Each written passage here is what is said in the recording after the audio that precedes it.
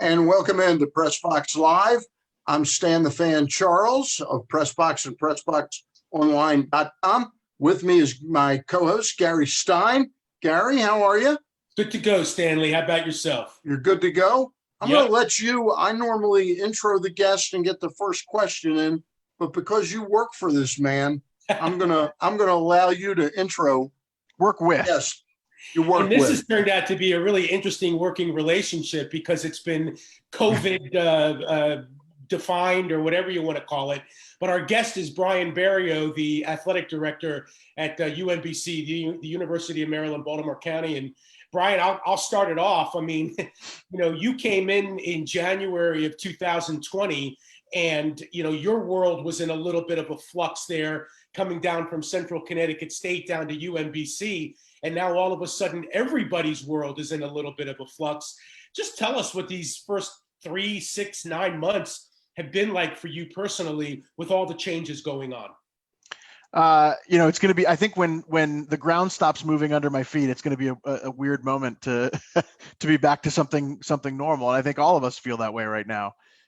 Maybe a little bit more in my case with the family moving and transitioning down from New England, but it's a great place. UMBC is a great place to be, and it's made a really difficult time in the world easier for me and certainly more rewarding for me to work with the folks that I am. So I'm not feeling sorry for myself. It's more challenging and more more unpredictable than I thought it would be, but I'm certainly not feeling bad for myself, and we've got a bright future. And just a quick follow to that, before your family actually followed you down, you came by yourself and you actually stayed on campus for the first couple of months. So you kind of went back to college and relived the experience. I wouldn't say that. But it was hopefully with less alcohol than a few years back. Yeah. No comment. But yeah. I certainly surprised a few student athletes at 7:00 in the morning when we walked out of the dorm, and they're out there and they see their athletic director in a suit the first thing when they walk out the door. So that was fun. It was especially when the pandemic rolled around, it was it was a different perspective for me to not be out in the suburbs in a house. I mean, I was in the dorms, having the same experience that the student athletes did, and maybe the same level of trepidation that they did when this started. So I think that helped me stay connected with them and be connected to how they're feeling. Brian, let me start with this question.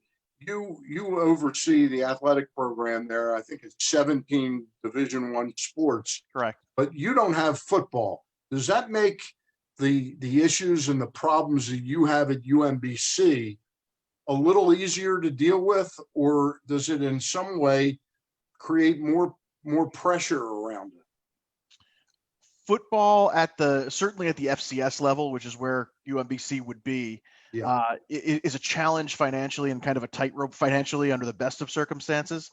So during the pandemic, I'm certainly thankful that I'm not having to juggle that piece of the financial picture, because it does make it more complicated. I wouldn't say what we're dealing with financially is easy, because it's not, but it's simpler. There's less variables. We didn't have the same stakes financially involved in playing games this fall, which made our decision making a little bit, like I said, not easier, but simpler. Do you reach out to the other athletic directors locally around here, like Tim over at Tim Leonard over at Towson University? I mean, are you comparing notes and talking about how this is going to go? Absolutely.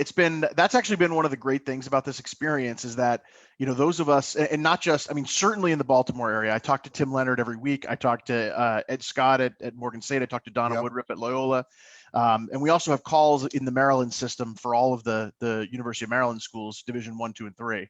And there's been a really significant level of collaboration going on, which is great. I mean, I think we all recognize we're not competing against each other in COVID safety.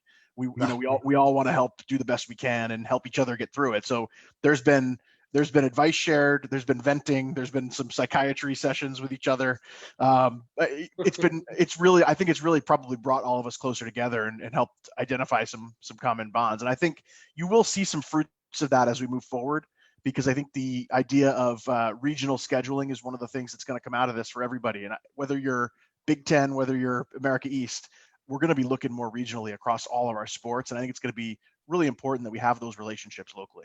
Gary and I usually do 2 questions for each of us so we don't interrupt each other. Gary, let me just continue.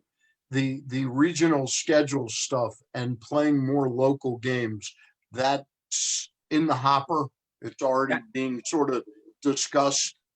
Absolutely, more than discussed. I mean, we as soon as this hit in March, the first thing I did with our coaches was called them together and said, I don't know much about how this is going to play out, but I know one thing is that we're going to have to rethink how we schedule, because from a from a cost standpoint, local games are obviously involve less travel costs. Sure. B from a ability to travel during a pandemic, we know that if we're traveling in the state of Maryland or on a bus, we have a better chance of getting a game done than we do if we have to go across the country or be on a plane, as well as if we have to make up games. We've been thinking this is going to be an unpredictable year, not just fall, but probably year. So all of our sports since last March have been trying to reconfigure schedules to make them more local and regional. And I think our coaches have done a spectacular job of doing that. So I think you'll see it no matter what as we move forward. And personally, that's my philosophy on scheduling anyway, is that, in my heart of hearts, I'm a fan. When I was growing up and I was a Boston College fan, God help me, I was always more interested in seeing them play Holy Cross or Providence College than I was in seeing them play, South Carolina, state schools from outside our region. And there's just a lot of, I think we've gotten a little bit astray in the last 10 years in particular with our scheduling, not UMBC in particular, but college athletics. And I do think this is going to be a little bit of a reset at all levels. And that'll be a great thing for rivalries for us with Towson, with Loyola, with Morgan State, some of the other local schools, Navy. It's important that we play for a lot of reasons. Brian, I wonder from a holistic level, you come in as the new athletic director at UMBC. When anybody comes into a new management role in a company, whether it be at a school, a computer company, but whatever it is, et cetera, one of the things that they want to do is they want to set a tone. They want to set a culture, how they feel about things, and they want their staff and the people that work under them to embrace that culture. I wonder what is on your mind as far as the culture that you want to develop at UMBC. And then part B to that question is, how has the pandemic affected your ability to create that culture? Because everybody is working from home and doing things not in the setting at UMBC. Yeah, to the second part of your question, it's certainly been a challenge because you don't have those face-to-face opportunities. You don't have the outside the office opportunities. You don't have the extra time after a basketball game when we're all still in the office, and where you really develop some of those relationships and build that culture. So we've had to get creative doing it virtually. I think we've done a really good job starting to build that. And we have a great group of people here. And going to the first part of your question, the culture that we want to have here, UMBC is a really unique place that I think is very clear about what it is. And it's an academic school first. It's a place where integrity and academics matter more than anything else that we're doing. And it starts with Freeman Hrabowski, and it comes right on down to everybody who works here and everybody goes to school here. So if you're going to be an athletic director who wants to have athletics be in a silo and operate differently than the rest of campus and get breaks on admissions and breaks on this and that, that's not going to work here. And so I think it's really important to have as our North Star the mission and the institution's mission. And that's to be academically excellent. And everything we do is really aimed at that. And at our level, whether it's in recruiting or developing student athletes, we have to focus on that piece of what we do, the education piece. And it starts with us as educators, but it also goes to getting students into the right academic programs, making sure that we prioritize not missing class. All those elements are just so important here, and you can't fake it. So I think that's part one. And part two, and certainly in this year more than any other, is the inclusiveness, treating each other the right way and with respect, and just having a culture where people like coming to work and people like performing in their sport. And I think we've gone a long way towards it. Not that didn't exist before, but we've gone a long way towards building that. You mentioned Freeman Hrabowski, the president of UMBC. Not only is he a local treasure, but he's a national icon when it comes to education. He was on the commission that President Obama appointed back in his day a few years ago, one of the foremost educators in the country. Obviously, when you took the job, you interviewed with him, you met with him, you discussed things with him. Can you give us a little bit your impression of Freeman, what those conversations were like, and how much of an influence perhaps he can have on what you're doing and what the athletic department is supposed to be doing? Yeah, I mean, he like I said, we got to have a North Star, and Freeman really is the North Star on this campus. And you know what's important to him, and it's the right things, and it's the things that matter in higher education. So it's a matter of being aligned with that vision and the mission of the school. And so when I met him, he articulated that you sit down with him for 10 minutes, and you know that he's everything people say he is in terms of just being an inspirational leader, brilliant, personable, cares. I tell people all the time, I have 3 kids, and he, after one time telling him my kids' names, he's never forgotten, and he's asked about them. And like, that's something that somebody who's the president of a university doesn't have to do. And I've always been impressed by the little things like that. I did, after my first meeting with him, when I came on my interview, he handed me a copy of his book, and he said, "Hey, this has been great. Here's a copy of my book." And I said, "Oh boy, I'm not getting this job." He gave me his book. I told him that. He thought that was funny, but I definitely walked out of there thinking, man, he's not giving me the book if I'm coming back. Hey, I can remember where I was the day that John F. Kennedy was shot. Where was Brian Barrio on, not the day that Kennedy was shot, on March 16th, 2018, the day that UMBC shocked the world by beating Virginia, a 1 versus a 16? Where were you?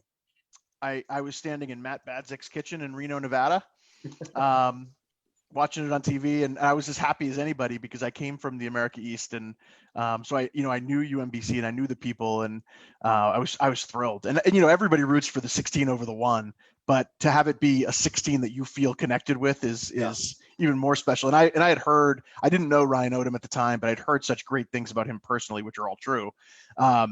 And so I was really happy for him, for them, and for the America East. So it was really, I'll never forget where I was when that happened. So let me ask you then, as a follow-up, every AD would give their left arm to have that moment, okay?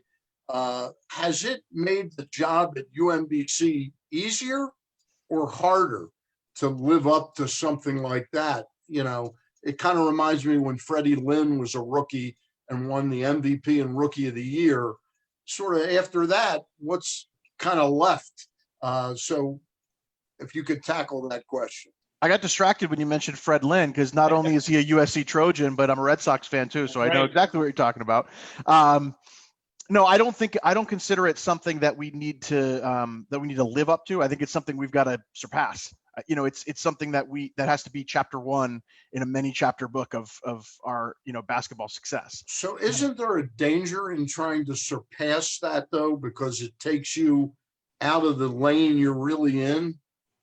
I don't think so. I mean, and look, I come from I think about my own background, and I was an undergraduate at Boston College. Like I said, which is a place where I think now they've had their struggles athletically in recent years, but it's a place where you can be an elite school academically and you can still really compete and have when I was there, have real national success. And I believe you can do that. I think you can do it the right way. You see Northwestern have great moments. You see Georgetown have great moments. You certainly see Stanford have great moments. Academics isn't something that holds you back if you're doing this right. And I think that's our vision, is it's got to be part of the package of success at UMBC. And I don't think anybody here looks at our academic standards as something that holds us back or that needs to be loosened or changed for us to be even more successful. That's just not the way it is. The students who are going to be, the athletes who are going to be great at UMBC are the ones who are going to come in here on their recruiting visit with their parents and be impressed by Freeman and be impressed by what we do academically and be happy to be held to that standard. So there's no question in my mind. And I always, that's one of the things that gets my blood going, as you can tell, is that concept that, hey, you got to, it's either academics or it's athletic success.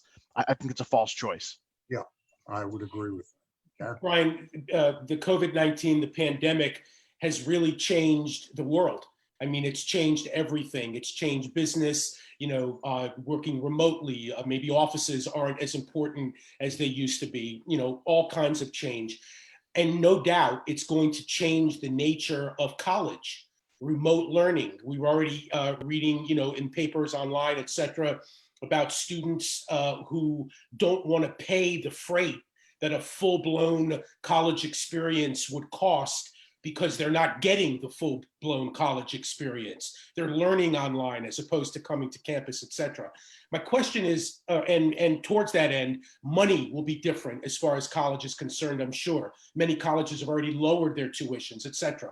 But my question is, how does that trickle down to athletics? what kind of, if there is going to be fundamental change at the university level, what kind of fundamental change would there or could there be at the athletic level at the university? Well, the first thing, it's not a sexy thing, but it's what I talked about earlier. It's being realistic about costs and doing some things to regionalize, and without getting worse, but just doing it smarter. And I think some of the ways that athletics has spent money, nationally over the last 10 years is almost like a punchline that writes itself, with the lazy rivers in locker, in the training centers and all that stuff. It's Right. It's excessive. And I think, now we certainly don't have anything like that here, but we can still think about ways to get smarter about how we do spend the resources that we have. I think that's the first thing. And the second is, we really have to tell the story of athletics, which is that we are part of the solution and not part of the problem for higher education. If you look at how higher education is going to bounce back from this crisis and this time, they're going to need everything they can to show students why their campus life is vibrant and worth having. If you think back to college, don't tell me how much you spent on college, but whatever you spent on college, how much of your money's worth did you get from what you did in the classroom versus what you learned on campus the rest of the week? Yeah, and being around the type of people you were around in college, and that that's the value I think athletics brings, is we create campus life, we create physical and emotional places for students and alumni and faculty and staff to rally around. And I think we're going to be part of the solution moving forward in terms of enrollment, in terms of bringing students back to campus. But if we don't tell that story, if we don't do a good job of telling that story and being good partners with the university in making it happen, then we're going to be in big trouble. And we recognize that. We're already trying to change the way we do things to be part of the solution. And Brian, if I could also ask, it seems like the conversation between the university's athletic department, I'm not saying only UMBC, I'm saying any college's athletic department, and their student athletes is changing. In other words, as the world changes and voices are being heard and grievances are being aired, and just the whole culture is, people are becoming aware of what's happening in the world. I wonder how the conversation between the athletic department, the administrators, and their student athletes, like how much of a voice do they have? How do you hear them? How do you hear each other now? Yeah, I think there's the different set of issues for the, I'll say 1%, but it's much lower than 1% of student athletes who are going to go on and become professionals, versus the rest. And if you're in a position like we are, if you're the type of school that UMBC is, we're not in the business of exploiting young men and women in these sports. And if you're not exploiting them, they're not going to complain about being exploited. So we have a trusting relationship with the student athletes on our campus. We have some great methods to hear their voices, starting with just having open doors in our building so we get to know them, but also having some formal structure in terms of the Student Athlete Advisory Council. And we recently started an anti-racism group, which is really meant to deal with even larger social issues in general, but just to create that kind of two-way conversation for student athletes, because I do think and I think this is to their credit, this generation of students, let alone student athletes, they want to be heard and they want to have a voice in the conversations. There's no more just straight appeal to authority with no backing, and we just can't function that way, which is fine. They've got to be heard and they got to be part of that. The student athletes, do you think at the level that UMBC is, and I appreciate we're not trying to exploit the players, because at that level they should have their feet firmly planted on the ground as to the place athletics can play in their future. But do you think that during the recruiting of young men that come to a campus like UMBC or Towson, that enough is made of really what sports should be about for them? Or do you think there is, and especially with minorities, do you think there's an unrealistic expectation of what sports can bring to them? I think that's an individualized question. I mean, I'm not going to tell you that there's not student athletes that come in with stars in their eyes and maybe a little bit inflated opinion of what they're going to do in their career. And that's great. I'm not in the business of trying to talk them out of that, because those are their dreams. But I also, from day one, and I'd say before day one, when they come on their recruiting visits, we talk a lot more about the development as a person and development as a student than we do about their sport. Certainly from my chair, and I meet with as many prospects as I can. But I think what differentiates us from some other schools is that our coaches do care and they want to be part of that development. What I tell coaches all the time when I meet with them, and when I first met with every coach at UMBC, I told them, if 5, 6, 7 years after your students graduate from school, they're not inviting you to their wedding, you did something wrong. Like, you should be part of their life and part of their development as a person for a long time. It's not a transactional relationship. And I don't think you say, having been at Power 5 schools at the really kind of highest level of athletics in college athletics, that's not always true. Let me ask you locally here, and you and I, just before we went on, so I'm not posing that I'm asking you this question, but Charlie Brown, the former AD, who was the AD before your predecessor at UMBC, Tim Hall, how has that helped to have somebody here that really knows sort of the nooks and crannies of the school? Does it help you a good bit? I mean, you can't help but benefit from having a friend with 30 years of experience at the institution, right? And I've got folks on my staff as well that have been around for 30 plus years, including Steve Levy, who you know. And I don't lightly dismiss any of that. I think that institutional none of us understand how Levy's kept his job for 35 years. He knows about all the skeletons, you know. It does.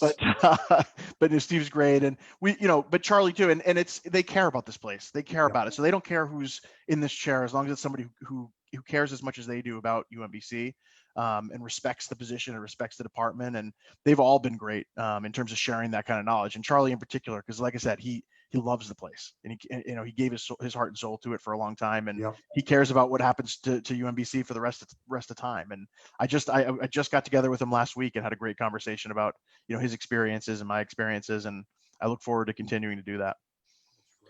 Brian, you had alluded to earlier that when you were watching the UMBC win over Virginia in the NCAA tournament, you felt even more of a connection because of your past association with the conference. At the conference level, you were part of the administration. That was about 10 years ago. Yep. And now you're back in the conference at the school level. How has the conference changed over the last 10 years, maybe competitively, but also technologically, and just advancement over the last 10 years in general? Keying on technology is a really good point, because I think that's been a focus, and you can tell. Absolutely. The game production's at a whole different level. And I don't just mean the broadcast production, but I mean the in-arena production. Coming to a UMBC basketball game feels like you're at a big time sporting event. It's a world of difference from what it was like at the RAC. 10 plus years ago. You felt like you were kind of it was still kind of a Division II feeling almost in that venue. So, and that's happened across the league. They did a great job weathering the storm when they lost a kind of a flagship school almost 10 years ago. They've really got a good mix of people and schools right now. The league's never been more competitive. Certainly in its current iteration, it's never been more competitive. And I think the level of play in basketball, I haven't seen soccer yet, unfortunately, but in basketball and in the spring sports that I did get to see, it's at a different level than it was 10 years ago. And it's a credit to the leadership in the conference and at the schools. Also, one thing, and obviously I'm connected to the broadcast as well, and I see the production from that aspect. I also really like, and just to get your comment on it, a lot of the content that the conference produces in terms of getting their student athletes out there in front of the camera, like you say, having their voices heard, etc. I'm sure all the conferences are doing it to a certain degree across the country, but I've been really impressed, and I'd like to hear your comment about how I think progressive and advanced the America East is in doing just that. Yeah, I agree. I think they've been several years ahead of their time in terms of some of the social issues that students care about, and that that we all should care about. And I think the other piece is, like you alluded to, getting our fans, our alumni, our faculty, our campus communities to get to know our student athletes beyond just who they are as athletes is so important for us. Mm-hmm. And it really makes, you hear again and again, if you do surveys or if you talk to students on campus or fans, that's what they want from social media. They want to get to know these athletes off the field. They're used to it now in professional sports. You get to know kind of a 360 degree perspective on each of these personalities in a way that would have been unthinkable 20 or 30 years ago. And they expect the same thing out of the college athletes. And I think the college athletes enjoy that part of the experience. It's a platform for them, and it's a chance to start to get out there and tell their stories. And America East does a great job providing that platform. I've got a couple more, and then I'll let Gary close it out with a couple more. The talk that what you were talking about earlier in the interview about regionalizing scheduling a little bit more. How do you think that's going to play out with conferences? Do you think there will be changes in conference designs? If you look back at the history of Division I conferences, whenever there's sort of upheaval financially in the world, Yeah, that's when you see these ripples with the conferences. And we're certainly in one of those moments right now. There's going to be schools that decide right now, either we can't be in Division I, or we can't be in the conference that we're in, or we need to make an investment and be in a different, be in a bigger conference. So there's going to be movement. There's no question. And I think it's going to be incumbent on each conference to be, proactive and not reactive and try and make the right move. So that's what I think they're all trying to plan to do right now. It's just, we're so early in this that I don't think any of the pieces are even on the table yet. It's all just starting to develop. All right. My last question for you is, how confident are you? We're here talking tonight on Facebook Live on September the 2nd. And how confident are you that a basketball season will take place, be it on time or not? It's 2020, so I'm hesitant to say this because I'll say this and then giant robot spiders will attack. But I'm very confident we're going to play basketball. We're going to play basketball. We've got good plans developing now. Things are, we're really trying to put all our ducks in a row to get basketball going. It's so important financially to the NCAA. It's important to the young men and women who play the game. Yeah. It's important to the campuses that we start to get campus life back. It's going to happen. It's important to the people that have jobs in athletic departments all across the country that are probably nervous about. There's no doubt about it, and there's no doubt about it, and there's a whole lot of reasons why it's got to happen, but it can happen, and it can happen safely, and we're looking at a number of different ways to do it. So I think how exactly it looks is going to depend on the contour of how this virus moves in the next couple of months. But I think it's going to happen no matter what, and we'll have a season, and we'll crown a champion, and we'll play a tournament. I don't like to make light of something like we're going through, but masked broadcasters would probably be a great idea because of Gary Stein, especially with Gary. Yeah, especially that would help the ratings. Brian, we really appreciate you coming on. Gary, you got two more. Brian, I want to take you back actually to when you first started here at UMBC. It was in January, as we mentioned before. And then basketball was in the we were in the middle of basketball. Basketball and the winter sports conclude. Spring sports begin. Pandemic hits literally 2-3 weeks after that. Take me back to the lacrosse team and the lacrosse season for a minute. UMBC two seasons ago, out of nowhere, ended up winning the America East Conference, put together a great run at the end of the year, made it to the postseason, made it to the first round of the NCAA tournament. And then this past season, when the pandemic hit, they were on fire. They were now one of the favorites in the America East Conference. How difficult were the conversations perhaps with the seniors whose careers got interrupted, many of them probably ended for no reason of their own, no doing of their own? And how did they deal with that? And how do you, being new and just learning who they are 2-3 months in, deal with that and with them at the same time? I'll say, a couple of things. I'm really proud of the way we handled it at UMBC. We saw the way it was going, and we got to our students and we talked to them before the conference made a decision and told them we were pulling the plug. And by doing that a couple hours early, I think student athletes at a lot of other schools found out from Twitter, because it just moved so quickly. And we did have the opportunity. I got in front of every one of those teams and told them what was happening and why. And as painful as that was, and I can't put into words how painful it was, I'm so glad that I had the opportunity to do it face to face instead of them learning from their phone and Twitter. It was brutal. Looking in that room, especially you mentioned that lacrosse team. I mean, that's a team full of winners. We've got a guy coaching that team, Ryan Moran, who is fabulous on every level, on and off the field. Yeah. And to take that opportunity away from them, not that I took it away from them, but to be the one to deliver that news, I'll never forget how that felt. And I can tell you, I got together with all the student athletes last week, all of our student athletes in all of our sports on Zoom, and told them, look, we keep talking about this year like it's unique, it's different, it's strange, it's unorthodox. This is the last time I'm saying that. This is the year we have. We've got to deal with it. This is not going to be the last time that life throws you a curveball and changes your plans. if we don't spend every day from now to the end of the semester making the absolute best of this and getting better, we're going to regret it. And that's where we're at now. We've moved past it. We're getting ready, and we know that we'll be back in the spring. We'll be ready to play. We've got teams that can win championships. We've got great kids who are going to graduate. And at the end of the day, this will be a blip in the rearview mirror, and it'll be a learning experience for them. But I don't want it to be the kind of thing that crushes them for years on end, and it shouldn't be. And a final thought along those same lines: are any of the seniors from last year, especially the spring sports who got interrupted, are they coming back? Like, what is even the policy, or is there a policy in the NCAA for seniors whose careers got cut short or got cut off? Can they come back? Do they have scholarships? How does it all work?